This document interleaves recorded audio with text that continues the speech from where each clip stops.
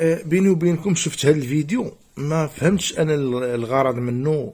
يعني علاش ننشر فيديو بحال هذا؟ انا كنوجه هذا الكلام هذا للصحافه. يعني شنو الهدف ديالكم من نشر فيديوهات بهذا الشكل هذا؟ ما المغزى ديال من هاد الفيديوهات هذا ما فهمتوش انا. شنو كتبغيو توصلوا لينا؟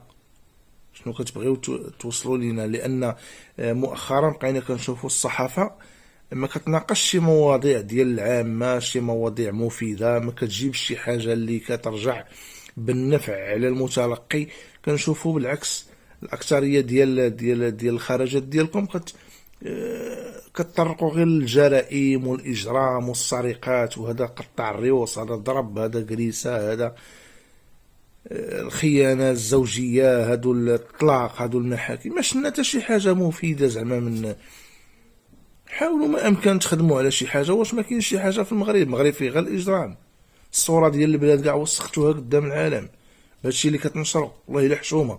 ودابا زايدا غادي عند ناس مقبورين ما معروفين حتى فين هما، كتقلبوا عليهم. فلان عاود لي الماضي الاسود ديالك باش يستافدوا المغاربه. شنو غيستافدوا المغاربه من وحده سرقت واحد، من وحده سكرانه، من وحده كانت قصاره مع واحد؟ شنو غادي نستافدوا المغاربه من هادشي؟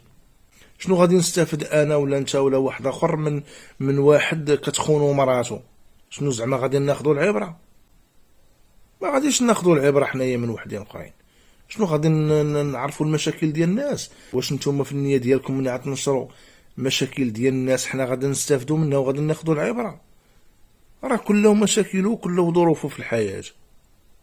حاولوا ما امكن كونوا شويه واقعيين، كونوا مهنيين، قلبوا على مواضيع اللي ترجع بالنفع على الناس، على الشعب، على المتلقي بصفه عامه.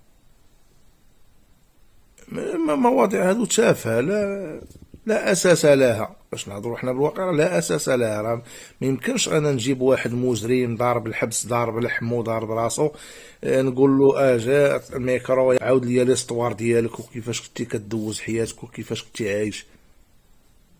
كنظن انا كله حياته وكله مشاكله. ما عندي ما ندير انا بمشاكل واحد اخر.